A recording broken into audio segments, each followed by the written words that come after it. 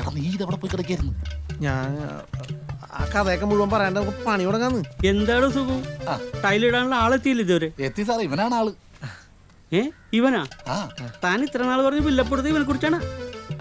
അവനെ കാണാൻ ചെറിയൊരു കോച്ചുണ്ടെന്നുള്ളൂ. അവന്റെ പണിക്ക് ഒരു കോച്ചുണ്ടാവില്ല, പക്ക ഫിനിഷിംഗ് ആയിരിക്കും. എനിക്ക് കോച്ചുണ്ടാ? ഏയ് അതൊന്നും സാരമില്ല സാറേ കൊടുക്ക് സാറേ. ഇതാ ഡിസൈൻ. അശ്ശേ, ഇത് ഭയങ്കര ഓൾഡ് സ്റ്റൈലാണ്ടാ. അത് ശരി, പണിയെടുക്കേണ്ടി വരുന്നു.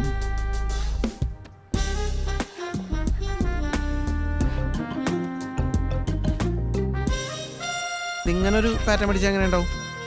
ഓക്കെ, ഇത് മതി, ഇങ്ങനെ മതി. ഇത് ഊക്കാരനായിട്ടുണ്ട്. പിന്നെ ചുമ്മാതാണ് ഞാൻ അനിക്കുട്ടം വേണം നിർബന്ധം പിടിച്ചത്. ഇനി ഇത് തറയിൽ പിരിച്ച് ചെയ്യുമ്പോൾ ഒരു ഫിനിഷിംഗ് ഉണ്ടല്ല, ഒരു കോച്ചും ഉണ്ടാവൂല.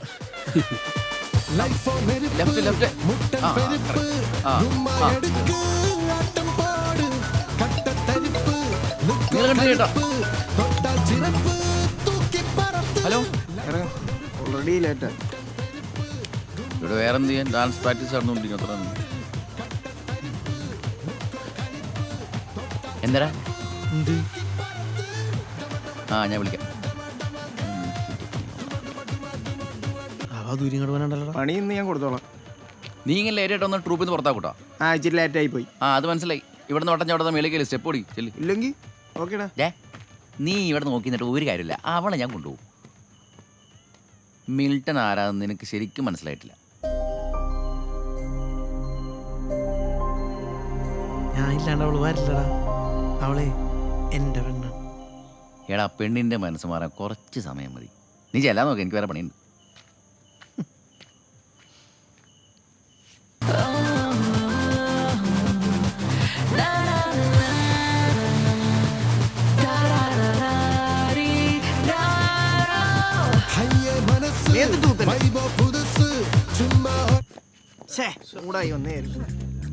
നിനക്കൊന്നും നിന്നെ ടെൻഷൻ പറഞ്ഞാൽ മനസ്സിലാവൂല.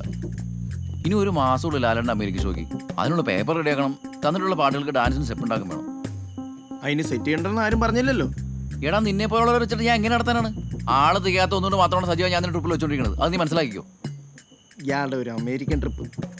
എനിക്ക് ഇങ്ങനെ ആട്ടും തുപ്പും കേട്ട് ഇവിടെ വയ്ക്കേണ്ട കാര്യമില്ല. ഞാൻ ഒഴിവായേക്കാം. ഇയാൾക്ക് ധൈര്യം ഉണ്ടോ അനിക്കുട്ടനെ ട്രൂപ്പിലെടുക്കാൻ? അവന്റെ കാര്യം നീ പറയരുത്. അതെന്താ അറിയേണ്ട കാര്യം പറഞ്ഞാല്? ഞാൻ എത്ര വട്ടം പറഞ്ഞിട്ടുണ്ട് അനിയൻ ഇല്ലാണ്ട് ഒരു പ്രോഗ്രാമിന് ഞാൻ വരൂലെന്ന്. അതിന് അവന് നിന്റെ കൂടെ മുന്നിൽ വേണ്ട ഡാൻസ് കളിക്കാൻ പറ്റുള്ളൂ. അതിങ്ങനെ ശരിയാവും? അനിക്കുട്ടൻ അങ്ങനെ ഒരു നിർബന്ധവും ഇല്ല. അതൊന്നും ശരിയാവില്ല. അങ്ങനെയാണെങ്കിൽ ഞാനും വരൂല. അതിനെങ്ങനെ വാശി പിടിക്കല്ലേ? ഒഴിവ് വന്നാ അനിക്കുട്ടനെ എടുക്കുക. അതിന് ഒഴിവില്ലല്ലോ. ഒഴിവ് പോരെ. ദേ, ഞാൻ രാജിവെച്ചിരിക്കുന്നു. അവനെടുത്തു. എന്തേ? ഒരു കാര്യം ചെയ്യാം. എന്നാ പിന്നെ പുറകിൽ കളിക്കാൻ അവൻ റെഡിയാണെങ്കിൽ അവനോട് വരാൻ പറ. മതി. ദേ, ഞാൻ ഇപ്പൊ തന്നെ അവനോട് വരാൻ പറയാം. ദേ, ഇനിയെങ്കിലും ആ പാസ്പോർട്ടിൽ തന്നിട്ട് ആ എഗ്രിമെന്റ് സൈൻ ചെയ്യാനോട്ടോ പ്ലീസ്. ആദ്യം അനിയേട്ടൻ വരട്ടെ, എന്നിട്ട് എഗ്രിമെന്റ് സൈൻ ചെയ്താ പോരെ?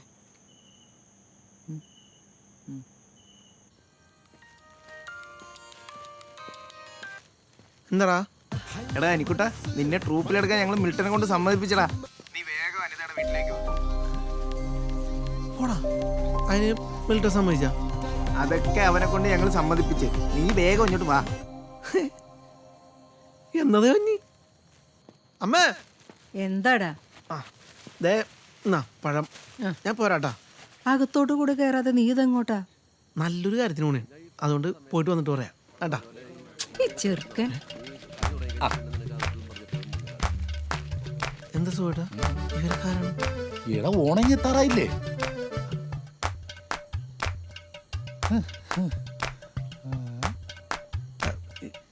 അയ്യോ ചേട്ടാ, എനിക്ക് അത്യാവശ്യമായിട്ടൊന്ന് പുറത്തു പോകണം. എന്ത് തിരക്കണ്ടെങ്കിലും അതൊക്കെ മാറ്റി വെച്ച് ദേ ആശാൻ വന്നിട്ടുണ്ട്.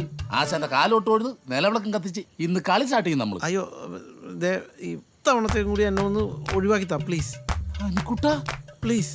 അനിക്കുട്ടാ പ്ലീസ്. സുമതി ചേച്ചിയും കൂടെ കേൾക്കാനാ ഞാൻ പറയണത്. നിന്റെ അച്ഛൻ രാഘവേട്ടനാണ് ഈ കൈകൊട്ടിക്കളി എന്ന കലാരൂപം എനിക്ക് പകർന്നു തന്നത്.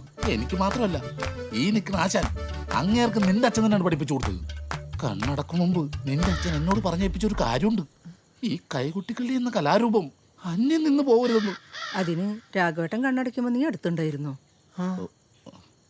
അത് പിന്നെ കണ്ണടച്ചു കഴിഞ്ഞാൽ പിന്നെ കാണാൻ പറ്റില്ലല്ലോ അല്ലേ? നിങ്ങൾ അകത്തേക്ക് ഇരിക്കും, ഞാൻ ചായ എടുക്കാം. അത് വേണ്ട ചേച്ചി, ഒരാഴ്ചത്തേക്കുള്ള ചായപ്പൊടിയും പഞ്ചസാരയും ഉണ്ട്. ചേച്ചി ആദ്യം പോയിട്ട് ഒരു സ്റ്റൂളും ഒരു നിലവിളക്കും എടുത്തോണ്ട് പോവാ. നമ്മൾ പൊരിക്കും. ഞാനില്ല ഏട്ടാ, ഒന്നാമതൊരു ചാണാപ്പുളി കളിയാണ്.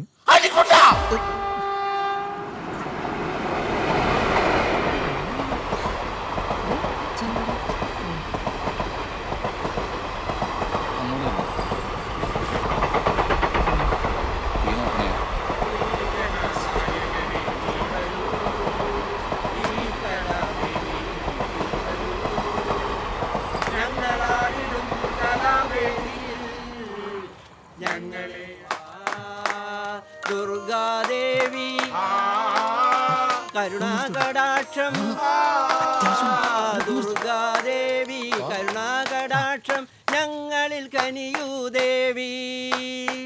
സജീവ, ഞാൻ പെട്രാ, എനിക്ക് വരാൻ പറ്റുമെന്ന് തോന്നണല്ല. നീ എന്താണ് ഈ പറയണത്? എടാ ഞാൻ എത്ര കാല് പിടിച്ചിട്ട് അവനെ കൊണ്ട് സമ്മതിപ്പിച്ചെന്നറിയോ?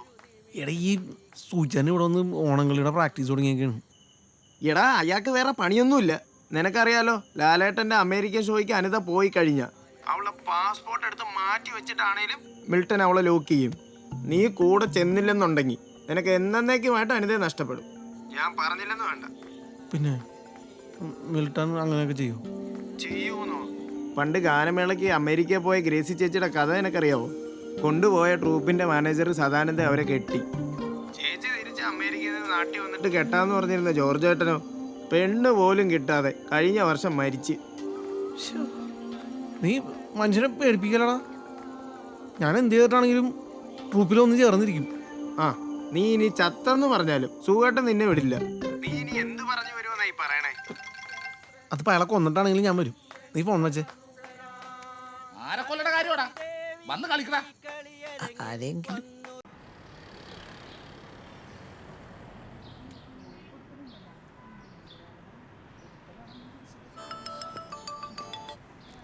ഹലോ അനിയേട്ടാ, ഞാൻ അവിടെ ഇപ്പം ഉണ്ട്.